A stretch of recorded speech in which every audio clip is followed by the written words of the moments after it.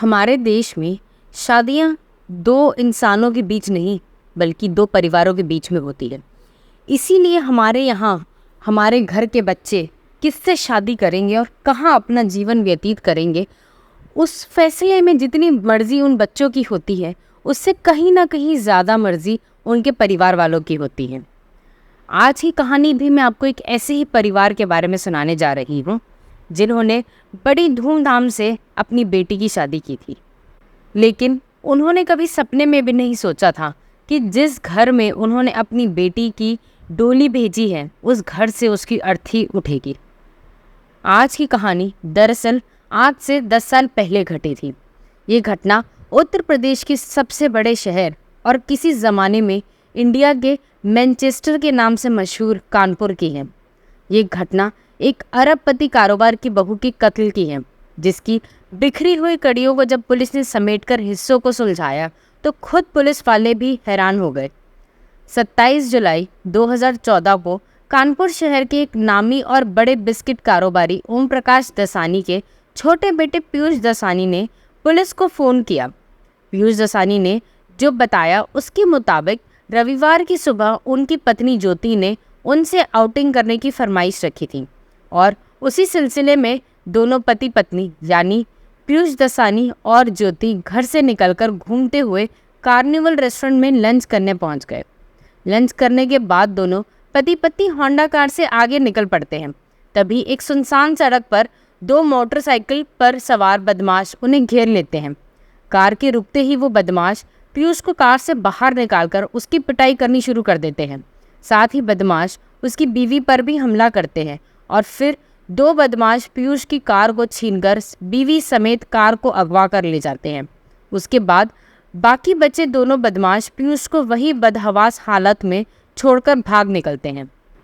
पीयूष मदद के लिए लोगों को पुकारता है और फिर अपने पिता को फ़ोन करके सारी घटना के बारे में बताता है। इसके बाद एक मोटरसाइकिल वाले की मदद से पास के पुलिस स्टेशन तक पहुंचता है और वहां पुलिस वालों को अपने परिचय देकर पूरी वारदात के बारे में बताता है। पुलिस वाले उस वक्त बुरी तरह चौंक जाते हैं जब उन्हें पता चलता है कि शहर के नामी गिरामी कारोबार की बहू को दिन दहाड़े शहर के बीचों बीच से अगवा कर लिया गया है। पुलिस फौरन हरकत में आती है और पुलिस के तमाम आला अफसर भी चौकन्ने हो जाते हैं और पूरी घटना की तहकीकात में जुट जाते हैं। पुलिस में शिकायत दर्ज कराने के बाद पीयूष घर लौटता है।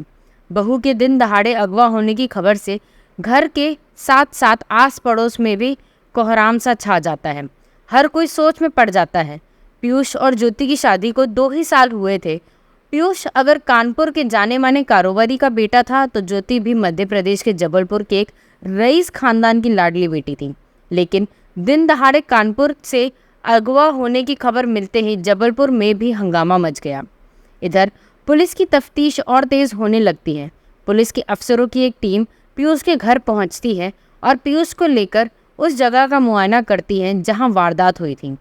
पीयूष पुलिस अफसरों को अपने साथ रेस्टोरेंट से लेकर उस जगह तक ले जाता है जहां उसे बदमाशों ने घेरा और उसकी पिटाई के बाद उसकी गाड़ी और बीवी को छीनकर अगवा हो गए थे। पुलिस अफसरों ने गाड़ी का रजिस्ट्रेशन नंबर दिया ताकि उसे कहीं पर भी पहचान कर कब्जे में ले लिया जा सके। नंबर फ्लैश होने के कुछ ही देर के बाद दोपहर करीब 2 बजे के बीच पुलिस कंट्रोल रूम से इत्तला आई कि जिस कार की तलाश की जा रही थी वो शहर के एक वीरान में खड़ी हुई थी। गाड़ी मिलने की इत्तला मिलते ही पुलिस अफसरों की टीम उस जगह पर पहुंची और जहां उन्हें गाड़ी होने की सूचना मिली थी। पुलिस की टीम ने गाड़ी के पास पहुंचकर जैसे ही गाड़ी का दरवाज़ा खोला तो भीतर का मंजर देखकर वहां मौजूद हर एक के मुंह से चीख निकल पड़ी।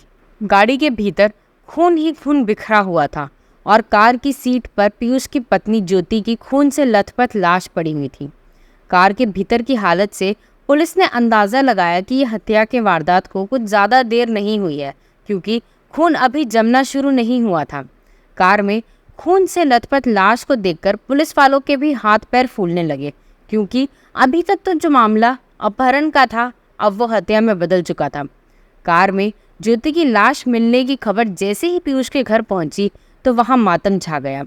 ज्योति की लाश को अस्पताल पहुंचाया गया। घर वाले भी पोस्टमार्टम हाउस के पास पहुंच गए और अब हर किसी की जुबान पर एक ही सवाल था।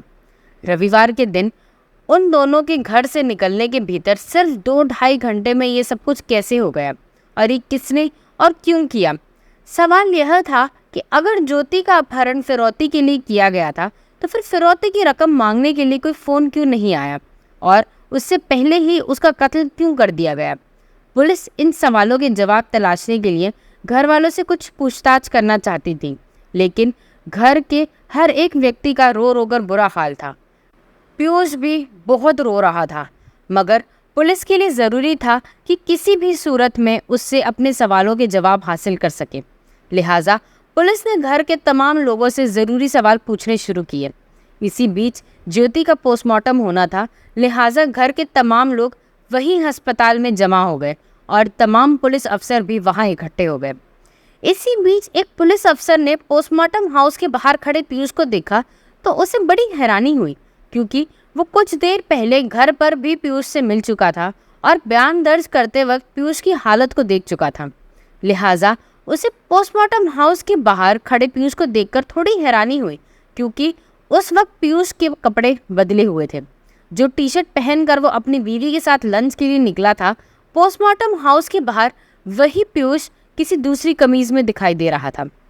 असल में पुलिस अफसर इस बात से हैरान थे कि जिस पीयूष के साथ इतना बड़ा हादसा हो गया, जिसकी बीवी को अगवा करके कत्ल कर दिया गया, वो शख्स पोस्टमार्टम हाउस जाने के लिए आखिर कपड़े क्यों बदलेगा। बस यही बात उस पुलिस अफसर को खाई जा रही थी। इस खटकती हुई बात को उस पुलिस अफसर ने अपने ही एक सीनियर पुलिस अफसर को खामोशी के साथ बताया। अपने सहकर्मी की बात सुनकर वो पुलिस अफसर भी चौंका और गौर किया कि वाकई ऐसा है तो क्यों, और ये बात पुलिस अफसर को बहुत बुरी तरह चुभने लगी। उन्हें लगा कि आखिर इस आलम में कपड़ों को बदलने की क्या ज़रूरत है। इस एक सवाल ने पुलिस को दूसरी दिशा में सोचने को मजबूर कर दिया और अब तमाम पुलिस अफसरों की नज़र पीयूष और उसकी हरकतों पर गौर करने लगी। एक टी शर्ट की वजह से पीयूष पर शक करने के बाद इस केस की जांच के लिए पुलिस उसे एक दोषी मानकर देखने लगी थी। इसी बीच पोस्टमार्टम हुआ तो रिपोर्ट में ये बात सामने आई कि ज्योति के जिस्म पर तेज धारदार हथियार के साथ वार किया गया था। उसके शरीर पर 1-2 नहीं बल्कि 17 निशान थे। यानी ये बात साफ हो गई थी कि कातिलों ने ज्योति की हत्या ऐसे की थी कि जिससे उसके जिंदा रहने की कोई गुंजाइश ना बच सके। पुलिस को ये बात भी खटक रही थी कि अगर वो लुटेरे थे और फिरौती चाहते थे या वो ज्योति का मर्डर भी करना चाहते थे तो 1-2 चाकू से मारकर भी खत्म कर सकते थे, लेकिन इतनी बार वार करने का मतलब है कि वो इस बात के लिए पक्का हो जाना चाहते थे कि किसी भी सूरत में ज्योति बच ना पाए। मतलब ये बात पक्की है कि उन लोगों को किसी ने ज्योति को मारने की सुपारी दी थी। पुलिस के लिए ये सवाल पेचीदा था, क्योंकि मर्डर में ऐसे हालात तभी हो सकते हैं जब किसी की किसी के साथ ज़ाती दुश्मनी हो या फिर वह पूरी तरह से बदला लेने के लिए ऐसी वारदात को अंजाम देगा।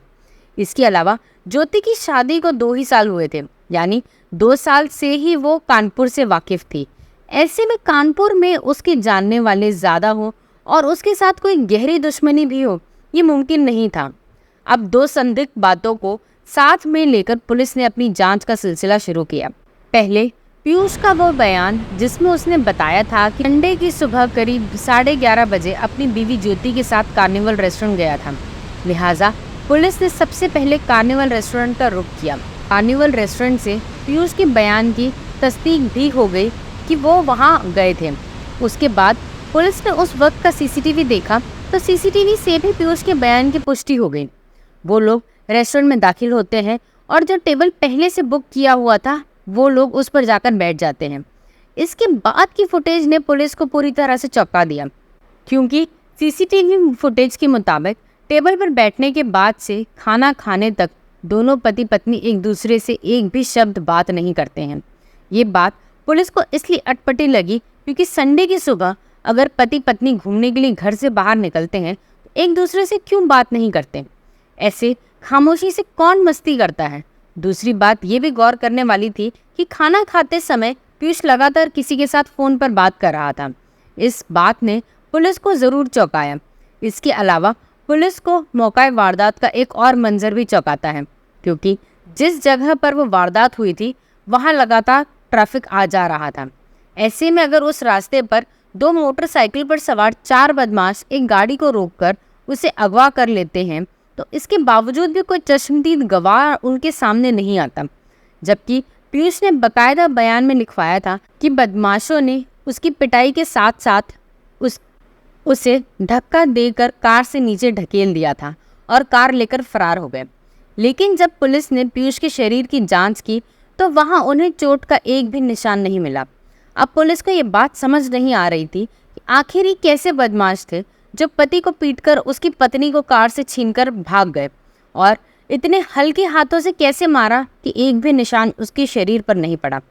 जाहिर है पुलिस के लिए ये बात शक करने के लिए काफ़ी थी। तब पुलिस ने इस मामले में सबूत की तरफ रुख किया और पीयूष की कॉल डिटेल्स खंगालने का इरादा किया। पीयूष की कॉल डिटेल में यूं तो पुलिस को कुछ खास चीज़ नहीं मिली, बस एक नंबर ज़रूर मिला जिस पर पीयूष सबसे ज़्यादा और काफ़ी देर तक बात करता था। यानी उस फ़ोन में मौजूद 500 से ज़्यादा नंबर थे, लेकिन उसी एक नंबर पर उसकी सबसे ज़्यादा बातचीत होती थी। हैरानी इस बात की थी कि उस नंबर पर वो बीते 3 सालों से ऐसे ही बात करता था। लिहाजा पुलिस की दिलचस्पी उस नंबर पर आकर टिक गई। उस नंबर को ट्रैक किया गया तो कानपुर की ही एक लड़की का नंबर था। उसका नाम मनीषा था। मनीषा कानपुर में पान मसाला बनाने वाले कारोबारी की बेटी थी, यानी वो भी एक करोड़पति बाप की बेटी थी। तब पुलिस को लगा कि ये मनीषा उनके इस केस को सुलझाने की कड़ी हो सकती है। लिहाजा पुलिस ने मनीषा से पूछताछ का इरादा किया। पुलिस ने पहले अपना होमवर्क पूरा करने के लिए मनीषा की कॉल डिटेल्स को ढंग से खंगाला और उसका सारा डिटेल्स लेकर अपने पास इकट्ठा कर लिया। पुलिस अपनी तफ्तीश को आगे बढ़ाती है। क्योंकि ये मामला 3 बड़े अमीर घरानों का था, इसलिए पुलिस फूंक फूंक कर कदम रख रही थी।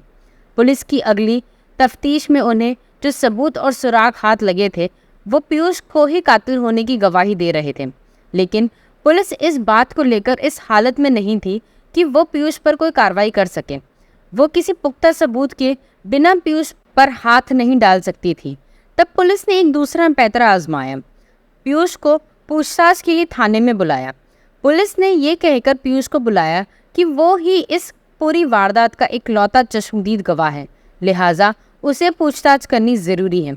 यानी कत्ल के 4 रोज़ बाद पुलिस ने जब पीयूष को पूछताछ के लिए बुलाया तो वहाँ पूछे जाने वाले सवालों के अंदाज से पीयूष को अंदाज़ा हो गया कि इस बार पुलिस का रुख बदला हुआ है और वह उसे यहाँ कातिल के तौर पर ही बुलाया गया है, ना कि विटनेस यानी गवाह के तौर पर।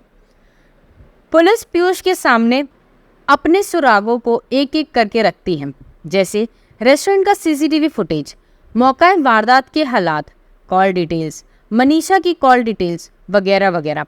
हालांकि इस बीच पुलिस ने पीयूष और ज्योति के बीच के रिश्तों को खंगालना शुरू कर दिया था।